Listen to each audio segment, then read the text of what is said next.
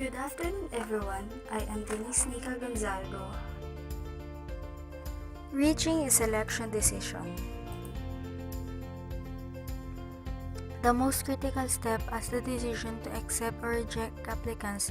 This requires systematic consideration of all the relevant information about applicants. It is common to use summary forms and checklists to ensure that all of the pertinent information has been included in the evaluation of the applicants.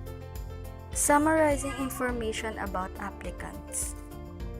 Fundamentally, an employer is interested in what an applicant can do and will do. The can-do factors include a candidate's knowledge and skills, as well as the aptitude or the potential for acquiring new knowledge and skills. While the will-do factors include the candidate's motivation, interests, and other personality characteristics. Decision-making strategy. The strategic used for making personal decisions for one category of jobs might differ from that used for another category.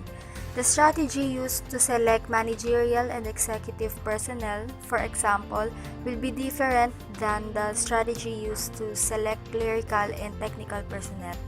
1. Should the individuals be hired according to their highest potential or according to the needs of the organization? 2. At what grade or wage level should the individual be hired? 3. Should the selection be concerned primarily with the finding of an ideal employee to job, or should the candidate's potential for advancement in the organization be considered? 4. To what extent should those who are not qualified but are qualifiable be considered? 5. Should be overqualified individuals be considered? And lastly, number 6. What effect will a decision have on the firm meeting its affirmative action plans and diversity consideration? Clinical approach. In the clinical approach to decision-making, those making the selection decision review all the data on the applicants. Then, on the basis of their understanding of the job and the individuals who have been successful in that job, they make decision. Each evaluator assigns different weights to applicants' strengths and weaknesses.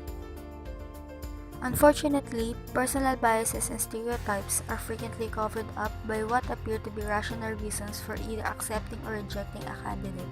Plus, it can lead to homogeneous workforce because according to the attraction, selection, attrition or ASA model, people are often tempted to hire application like themselves. Statistical approach. In contrast to the clinical approach, the statistical approach to decision-making is more objective. It involves identifying the most valid predictors and weighting them using statistical methods such as multiple regression. Final decision. In large organizations, managers or supervisors usually make final decision about whom to hire and tell it to the human resource department. HR personnel notify external applicants about the decision and make them job offers. They should confirm the details of the job and specify a deadline the applicant must reach a decision. Rejecting both internal and external candidates is a difficult task, but rejecting internal candidates can be particularly tricky. Most internal candidates seeking a promotion are valuable employees their firms would rather not lose. Lastly, organizations should not fail to notify candidates who are not chosen for the position.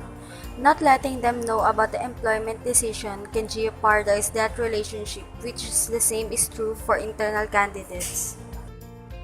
Thanks for listening. Suri!